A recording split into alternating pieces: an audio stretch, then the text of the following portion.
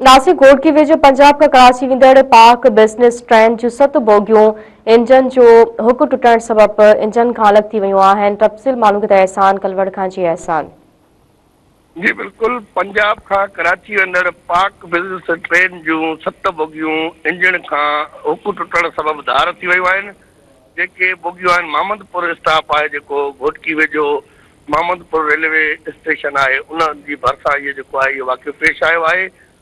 जीअं ई इहो वाक़ियो पेश आयो त मुसाफ़िरनि में दाहूं ऐं रड़ियूं ऐं ख़ौफ़ ऐं हिरास छाइजी वियो। मुसाफ़िरनि जो इहो चवणु आहे त जीअं हुक टुटो त जेके बोगियूं टुटी पियूं त उन्हनि में जेको आहे हिकु तेज़ जेको आहे आवाज़ हुजण जे सबबु ख़ौफ़ ऐं हिरास छाइजी वियो। अहिड़ो इतलाउ रेलवे इंतिज़ामिया खे ॾिनो वियो। रेलवे इंतिज़ामिया पारां 4 खां 5 कलाक गुज़रण बाद जेको आहे उहा साॻी ट्रेन खे वापसि करे उहे जेके हुक टुटल हो उनखे ॿीहर हिकु दफ़ो ॻंढे ट्रेन खे जेको आहे उहो कराची जेको तरफ़ आहे पंहिंजी मंज़िल तरफ़ रवानो कयो वियो आहे। जी एहसान, महिरबानी।